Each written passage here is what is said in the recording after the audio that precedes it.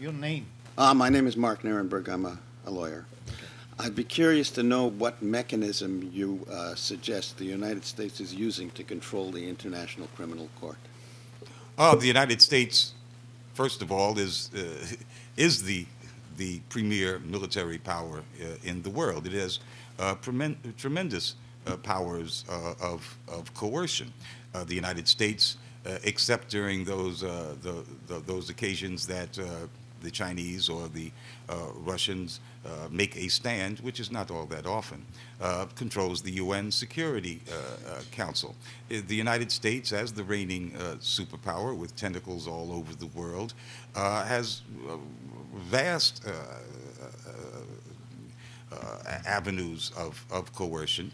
I don't think the question is how it does it. The United States is capable of great works of manipulation. The question is, what role does the ICC play? My question is, how are you're suggesting that the United States controls the International Criminal Court. The United States is not even a participant in the International Criminal Court. You stated that the United States controls the International Criminal Court, and whereas I'm not disagreeing with your criticism of the International Criminal Court, I'm wondering how you see the United States' arm involved in that.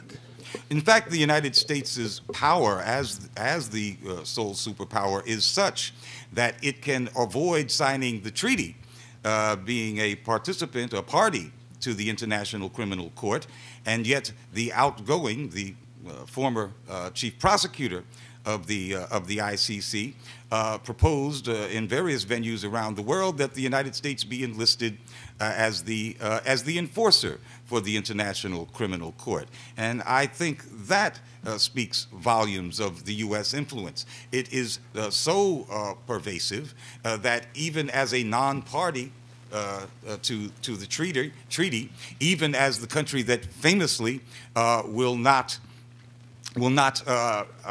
station its troops or enter into military agreements with any country that does not give its soldiers immunity from local law, is still sought after by the ICC to be the protector of that treaty. I think that speaks for itself in terms of the United States' ability to use the ICC for its own foreign policy objectives.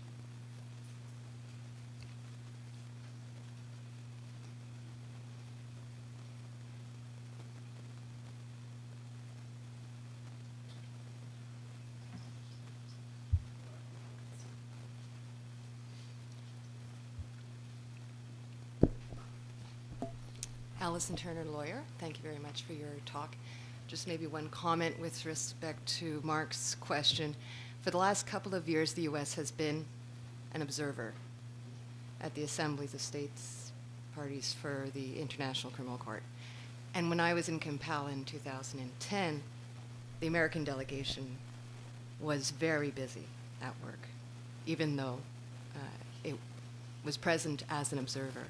It also made interventions during the assemblies throughout the week-long or 2-week-long conference.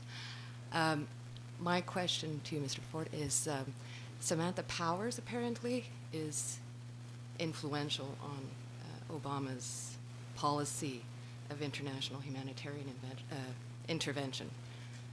Do you have any comments at all on Well, she was the intellectual who wrote the book that was part of the promotion of this idea, and Susan Rice who's the U.S. ambassador to the United Nations, is a good buddy and fellow traveler with Samantha Powers. I think sometimes we overemphasize the influence of individuals as if they came to a political administration with which a good idea, and everybody said, what a wonderful idea, this humanitarian intervention. It actually, I believe, happens in a quite different way. That is, as I said in the little talk, when the United States finds, when the imperial power finds that international law inhibits its freedom of action, of freedom of movement, then the law itself becomes the enemy.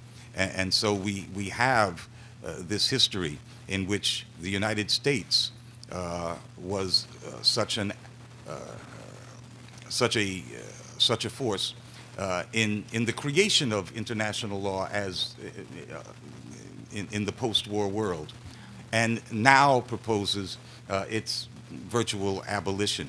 I don't think that was Samantha Power's doing, is what I'm saying.